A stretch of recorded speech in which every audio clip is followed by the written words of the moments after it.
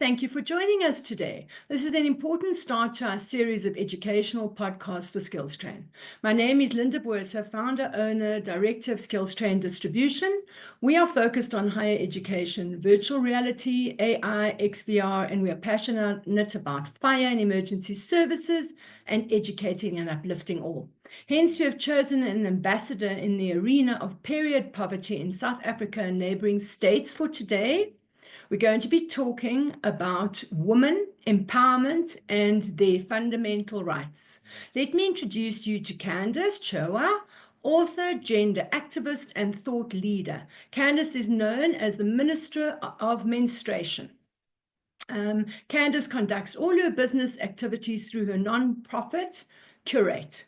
Her activism is led by the belief that women and girls deserve fundamental human rights. She's fiercely passionate about changing the disempowering narrative around menstruation and empowering all women. Okay, ladies, this is about menstrual health. Therefore, we've put together some questions for Candice for you to share your experience and educate us all on the awesome work that you're involved with. Candice, perhaps before we start with the questions, you would like to introduce yourself. Oh, thank you. I think the introduction did great justice. I think more than anything, it captures the work that I do, which is specifically menstrual health related. Outside of that, I do spend a lot of my time within academia. So I'm doing my PhD on menstrual health as well. So it just shows that I have a passion for menstrual health. And I guess people would wonder, where does this passion come from? It comes from not having a positive experience with my first period. I started very early at the age of 10, and I didn't necessarily receive a lot of education and empowerment. So that sparked my journey when I turned 21 around eradicating period poverty, but specifically eradicating the period stigma and myths associated with it. So I'm really excited for today's conversation, and hopefully it allows people to open their minds in a more positive mindset in a way that we often wouldn't when it comes to thinking around menstrual health. Awesome. Thank you, Candice, and that's the reason for you being here today. It's close to everybody's heart. Okay, I'd like to ask you a couple of questions, and I'm going to start with, can you break down what period poverty looks like in South Africa? And the unique challenges that each and every one is faced by marginalized communities in accessing not only menstrual products, but everything that they need from a self-esteem standpoint. Yeah. So period poverty, when I define it, I always ask people the first question, what would they do if they don't have access to toilet paper? And oftentimes the responses that come up would be, oh, I would use maybe an old cloth, an old rag, or I would use something that is an alternative makeshift to deal with the natural function.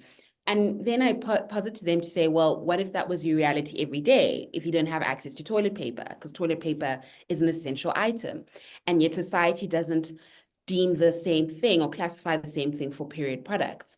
So not classifying period products as a necessity item has a major impact, specifically within human rights, for a girl child's ability to go to school, her ability to do social activities, her ability to just live. And her period holds her back from her ability to participate in everyday life. So it's interesting that with period poverty, oftentimes the focus is just, let's provide access to period products, whether it be pads, tampons, menstrual cups, period underwear, and then the issue is solved. But then I asked the question to say, well, we need more than just period products, right? When we are managing our menstrual cycle, we actually need access to water. We need access to clean sanitation, disposable services. And then beyond that, we then need access to healthcare, medical care. And these are things, again, that are not necessarily provided to girls in low-income backgrounds. So then you start to see that there's this intersectional web that shows that period poverty requires more than just the access to period products, but it requires a lot of things that are human rights and ultimately the access to dignity and care. So the conversations around period poverty then starts to have people thinking a bit differently, right? And so, yeah, I think with period poverty, if we look at it from a numbers point of view, up to 7 million girls or more than 7 million girls in South Africa a month cannot afford to buy their necessary period products. That means that they miss out on school. And that if you miss out on your school, then you are behind. If you're behind, then you drop out. Then this leaves a major amount of consequences later on for a young girl who is trying to further their future, empower themselves. So there is, I think, within society, not deep enough conversations around the actual impact that period poverty has. People often just think, okay, it's just looking at the girl child in education. But when a girl child actually then becomes a woman, what type of period poverty aspect is she facing in the workplace? There's also issues of access to policy, right? Policy that speaks to if I have PCOS or endometriosis, which is debilitating period symptoms or period conditions rather, how that impacts your ability to be productive in the workspace as well. So it is a holistic phenomenon that is not just covered deeply enough because there is, again, that taboo and stigma. Religion and culture says we shouldn't be speaking openly about menstrual health, and therefore we don't see it then being translated directly into policy. So I always say this as my final point, period poverty shouldn't exist in society. There are easy solutions as to resolve it, but yet we still see it exist in society because we're not speaking enough about it. Thank you. And those stats are incredible. And thank you for giving us an overview. It's actually astounding that government hasn't actually stepped in.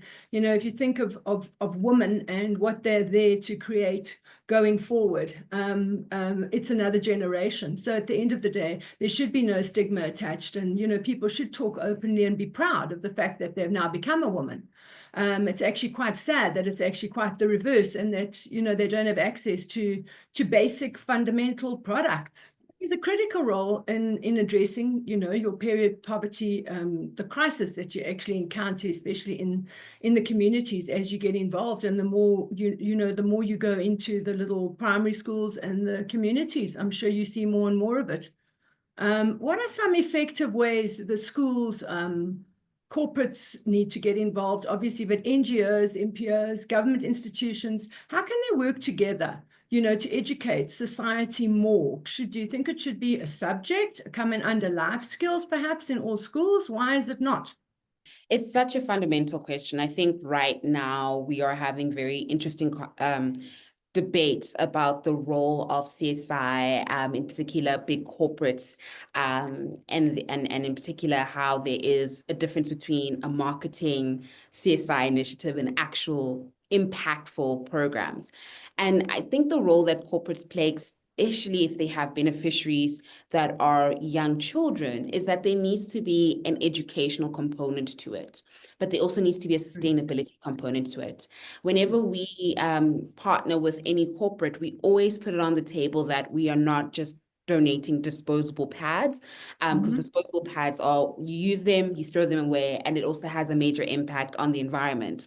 We often opt for reusable options that at least allow one person who menstruates the ability to have, maybe if it's reusable pads, keep them for up to 5 years, right?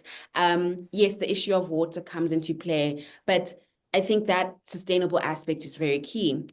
When it comes to the life skills component, curriculum, pushing for government specifically to say we need to re-innovate how life orientation is taught. We also need to think about how menstrual health is taught, especially within biology, because it only just looks at the menstrual cycle and what it happens 21 to 35 days, but it doesn't speak deeply into the psychological components, the emotional components, the political and social components that, in particular, period poverty can have on an individual. So there is definitely room for space, but because menstrual health is a very niche topic, a lot of corporates are sort of hesitant to get involved in the fight to eradicate period poverty. And I know within the funding landscape, it's not just only the numbers that tell the story as to whether corporate will invest, but it's also the storytelling aspect to say, why should we invest in this? And I always say to corporates, especially when we get into meetings, is to say, we should invest in eradicating period poverty purely because a natural biological function should not be holding a young girl child back. That's Can you correct. imagine if you were sneezing like uncontrollably, and that stopped you from being able to go to work, being able to socialize? And so the same thing should be applied with menstrual health. And what we often find is that with the menstrual cycle is that it's tied to a lot of other things, specifically sexually and reproductive health related, that again, more education is needed and invested in this, but no one is willing to take up the confidence rather, or be confident to say, let's educate, and let's educate a nation of a young generation to be open and empowered.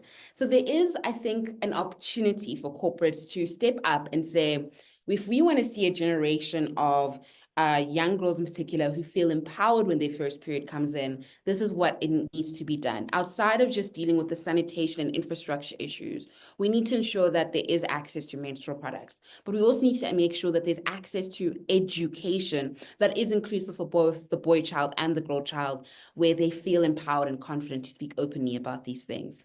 There's So never, Candice, would yeah. you then say it's at that level? It's the educationalists, it's the departments of education, it's the counselors that go that do the road trips, that go into the schools, okay, that set the curriculums especially with regard to life skills. Should those counselors not be more accountable for addressing these issues, and should there not be somebody at the school that they would feel most comfortable with discussing this? And should that not be the person who hands out whatever you have been given from the corporates that get given to the schools, whether it be a Department of Education, it could actually even be, semi-private schools, it depends on which areas you're in.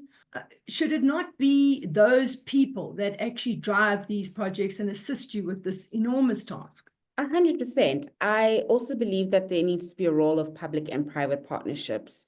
The currently what happens is that government will lean on your individuals, your academics, your experts for information, but then often don't have the capacity to implement the projects that are sort of provided on the table. And that's when private organizations will come in to say, well, we have the resources or the CSI budget to implement such things.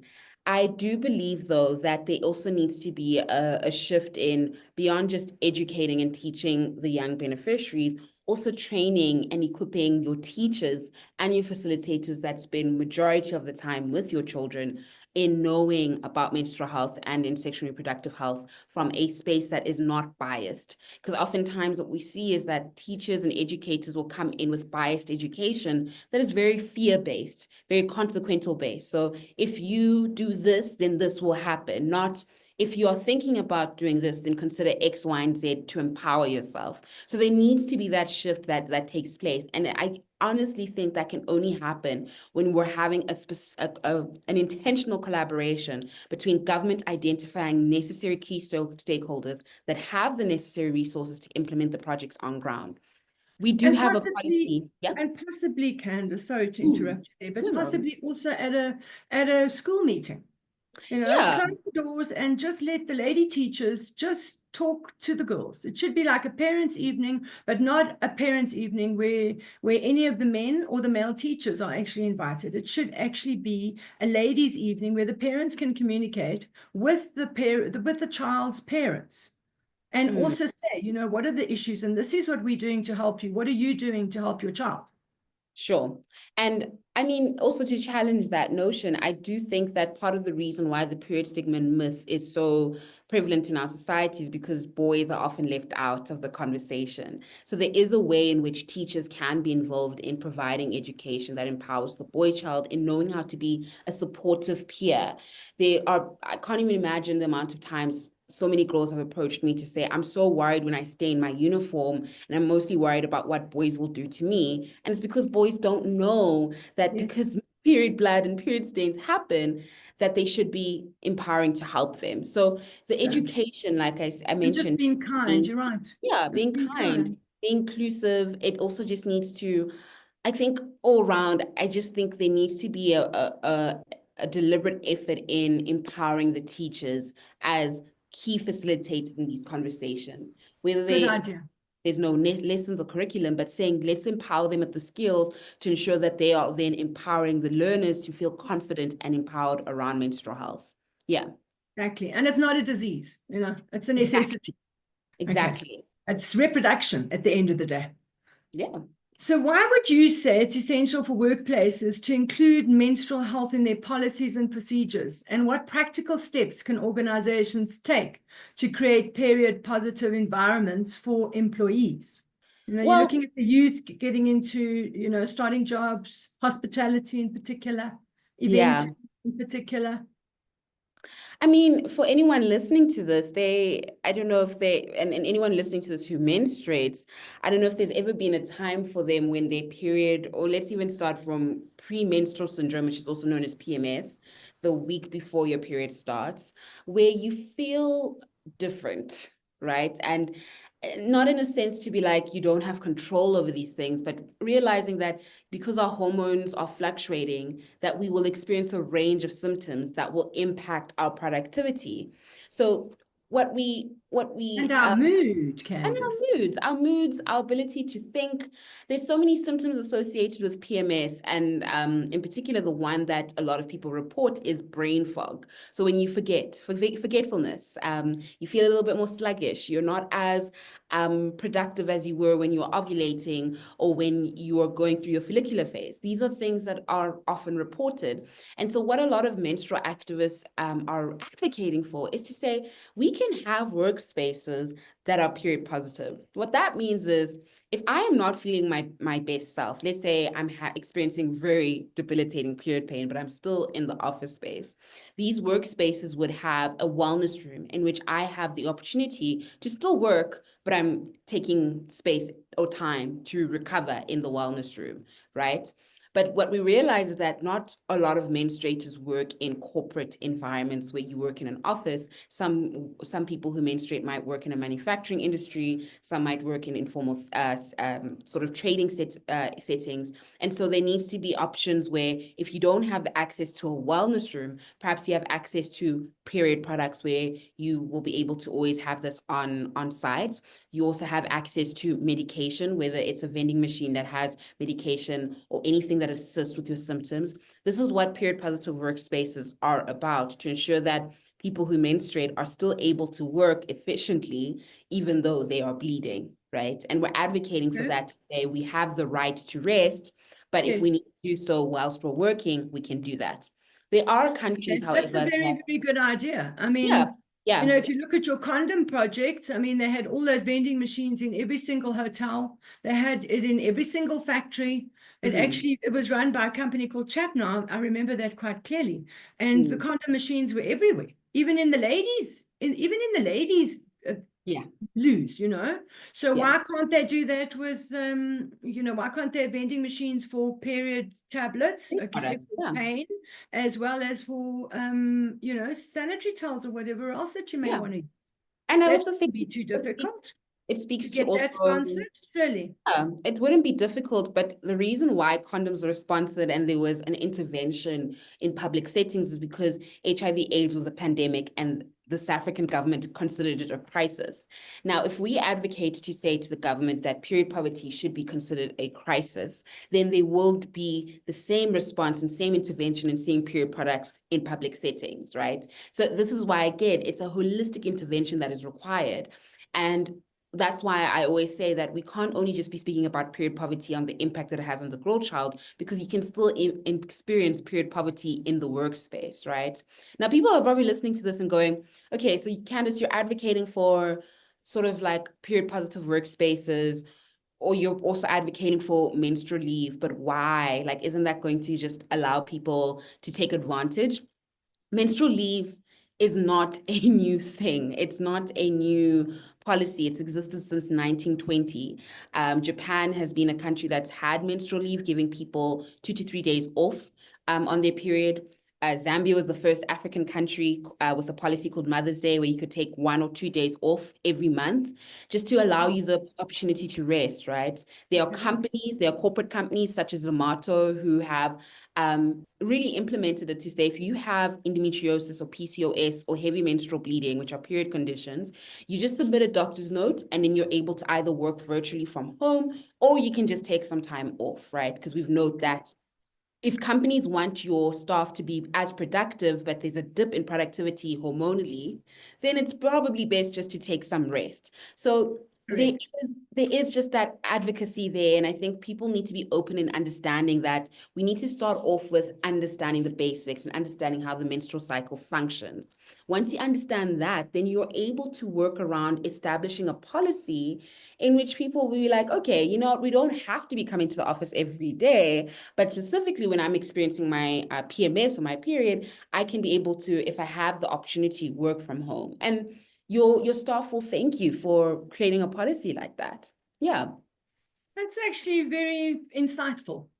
You know, you've actually given us a lot of food for thought, because I don't think, you know, we've given it, you know, especially people that don't have that kind of experience or whose children have not had that kind of pain or have those kind of issues, then you kind of, you know, don't give it the amount of thought and attention that it needs until somebody says, gee, you know, I'm struggling with my daughter. We've been a doctor after doctor. Then suddenly you realize that, you know, it's not rare. It's actually probably more common than you think. So thank you for creating that awareness. Okay, so what successes and challenges have you faced as a mental activist when advocating for policy change around menstrual health in South Africa? So let's rather talk about your successes and then your challenges. Well, running Qrate has been, I always, like when people say, you know, entrepreneurship life looks glamorous and, you know, you're always doing your interviews and you're always, it really isn't. But people often only see what we put out there with our successes, but they don't see the long hours of staying up at night, drafting things, sending emails, getting rejections. And so I think it's a balance for me, especially in the space that is so niche, right? With menstrual health, what I find is that people are willing to have the conversation, but only for the sake of certain months or days, and not it being like every single month. We menstruate every single month. And I think the issue for Qrate specifically is that people honestly only want to do events or workshops as a means of the day of significance. So we'll find May will be the month we're busy and August will be the month that we're busy, but the rest of the months are quiet. And it's interesting because it's like we don't only menstruate in May and May and August. And so we need to be having long-term plans and projects that ensure that we are always consistently on the ground, reaching young people and educating them. But in terms of success, since Qrate has been formed in 2018 and we started with our workshops in 2019, we've impacted over 10,000 people around the country. And we've also had the opportunity to partner with incredible organizations such as Engine and Ford as a way to reach really rural areas. And I think that has been such a great campaign that we've launched called the Period Positive Tour. We would go around partnering with organizations and reaching as many school children as possible to educate them through our workshops. So that has been honestly the greatest metric of our success, the partnerships that we've created and the partnerships that we still have. But when I think about it, if we look at it decades ago, people were not having conversations around menstrual health. People were not going on radio talking about periods and period blood and the vagina, for instance. And so that for me is the biggest success, being able to have the opportunity to walk into rooms, shape and shape minds, and also have people have the narrative from negative to positive. Because that means from a generational perspective, even if I have a conversation with the dad, and the dad has a conversation with his daughter, the daughter, when she becomes a mother, will have that positive conversation with their daughter, and it goes on and goes on and goes on. So it's a positive passing down of positive menstrual education rather than the continuous silence that we've seen for so many decades that has been imposed on us. And I think that's just been, for me, the biggest success. Yes, I would agree with that. So I think you're going to affect many generations to come. exactly. I think when I look back on it, 10-year-old Candice would be very proud, considering that when my first period came, I was terrified. And so 10-year-old Candice would probably not think, oh, she's going to be the Minister of Menstruation. No, but I think she would be proud of the fact that there is this individual, there is this organization spreading positive education around menstrual health, because that's what I needed when I was 10, and I didn't have that. So for me, that is the biggest success, having the opportunity to be received so well in society around a taboo topic. Yeah, Yeah, challenges. to break that actual stigma. Exactly. Challenges, I mean, with any organization, especially a nonprofit, funding is always an issue. I know recently with what's been happening in America, it's had an impact on us here. But we keep on with the partnerships. We keep on trying to have interesting conversations with organizations that do have CSI programs to say, have you considered menstrual health as one of your components? And this is why you should. And that for us is really, it's a challenge, but we're pushing through it, because again, for me, it's always important that we reach as many beneficiaries as possible in the country. Correct. Yeah. Well done. And an MPC is never easy to run. Yeah. You know, it's ongoing and there needs to be a commitment. And as you say, it's no good supporting special events and for the corporate to get his name out there associated with you for that specific event. It needs to be more consistent. So perhaps what Candice is actually saying, everybody, is if there is a corporate that comes aboard, she's actually asking for more continuity.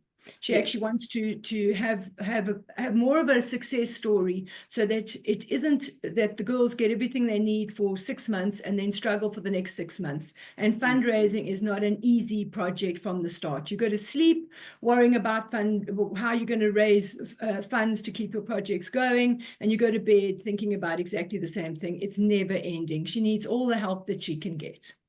100%, 100%. So if you could envision a period in South Africa where poverty is completely eradicated, what do you think that would look like? And what actions would need to happen to make your vision a reality? Well, yeah, a society, a South African society that's period positive for me looks like one where when a girl starts, if we just follow the journey of a girl starting her period at the average age of 13, when she starts her period, she's not afraid. In fact, when she starts her period, she's like, oh, yes, I remember this specific moment because we spoke about it in school, and the nurse at school said, if this starts to happen, I must do X, Y, and Z. So they're already equipped with that information. They're already empowered with that information, and they already know what to expect, because puberty and sexual and reproductive health has been included in the curriculum for schools, and it's been taught in a way that is empowering and not disempowering to young people, and they don't feel like they can't talk openly about it. So that's the first thing.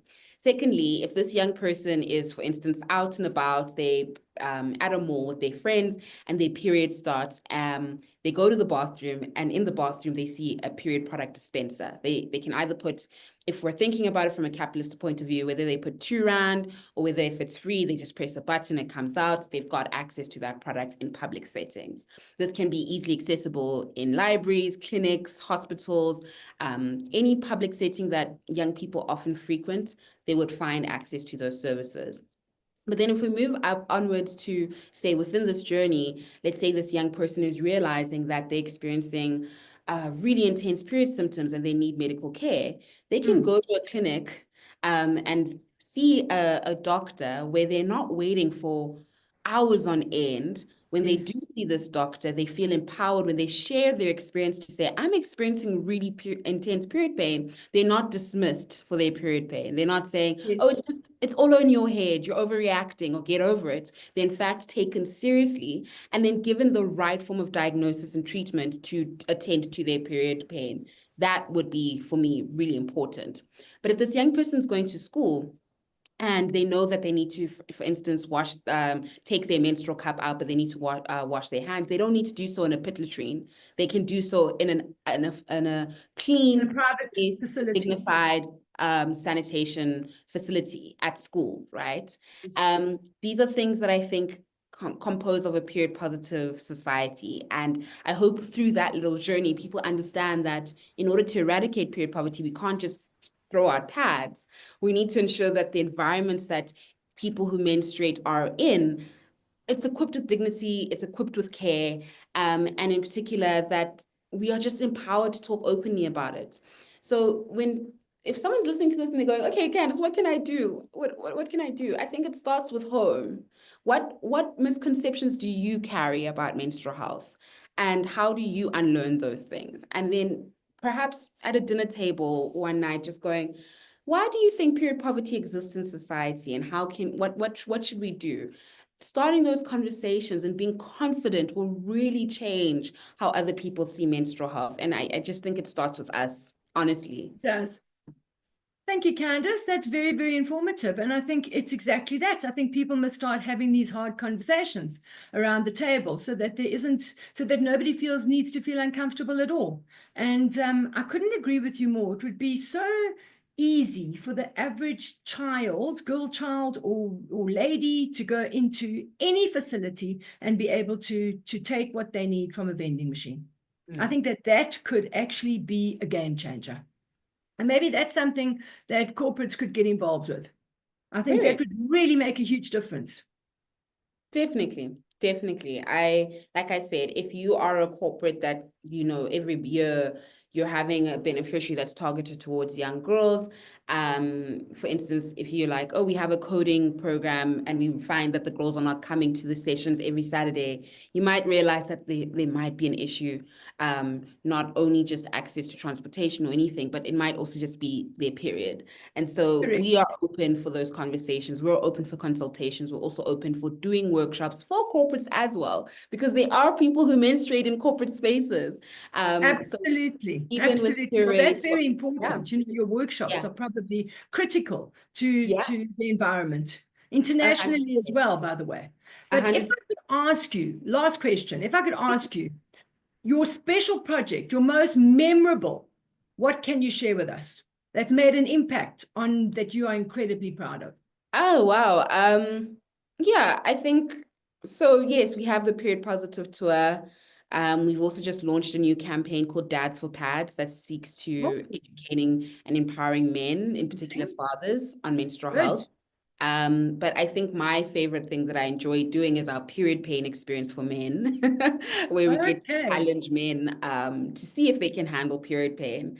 And it's always just fascinating to see the shift from when men go, oh, but you guys are just, it's nothing. I can handle this, to those 2 to 5 minutes where they can't. And then afterwards they said, okay, I'm going to definitely speak to my wife about this in terms of how I can step up or how I can support, or I'm going to think about how I can be a more supportive period ally to the woman in my life.